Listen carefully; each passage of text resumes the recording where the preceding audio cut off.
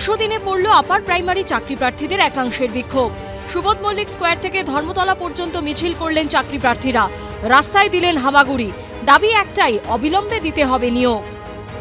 2014 সালে নোটিফিকেশন, 2015 সালে পরীক্ষা, কিন্তু সেই পরীক্ষার পর ফল প্রকাশের পরেও এখনো পর্যন্ত নিয়োগ নেই এবং সেই নিয়োগের দাবিতে রাজা সুবোধ মল্লিক স্কোয়ার থেকে নবান্ন অভিযানের ডাক দিয়েছে আপার প্রাইমারি সংগঠন। যেভাবে 1463 জনের চাকরি হলো, সেক্ষেত্রে আমাদের চাকরিটা কেন হবে না? ওনাদের এত বছর চলে গেল, একটা সিটও কি বাড়েনি? একজনও কি রিটায়ার করেনি? একজনও কি এক্সপায়ার করেনি? তাহলে সেই যে আপটুডেট ভ্যাকেন্সিটা রয়েছে সেটা ওনারা আমাদের দিচ্ছেন না কেন?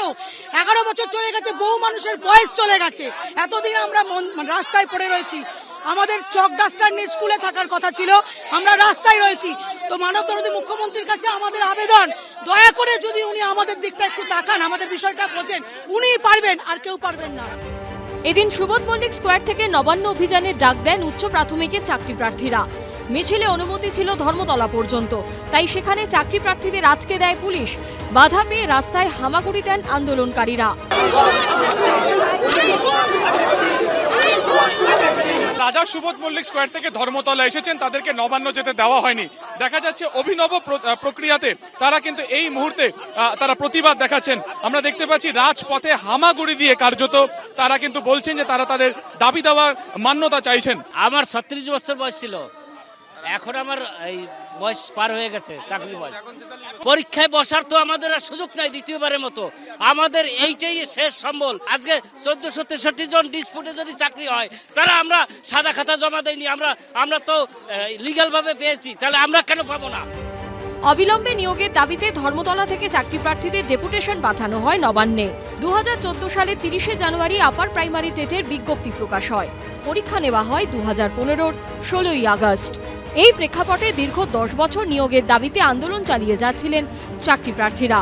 অন্যদিকে চাকরি প্রার্থীদের একাংশ 900 দিন ধরে আন্দোলন চালিয়ে যাচ্ছেন মাতঙ্গিনী হাজরার মূর্তির পাশে। আবেদন, আন্দোলন থেকে অনশন সবই হয়েছে, কিন্তু হয়নি নিয়োগ। কবে মিলবে চাকরি? কবে হাতে আসবে সেই বহু প্রতীক্ষিত নিয়োগপত্র? উত্তর এখনো অজানা। সুকান্ত মুখোপাধ্যায়ের রিপোর্ট, এবিপি আনন্দ, কলকাতা।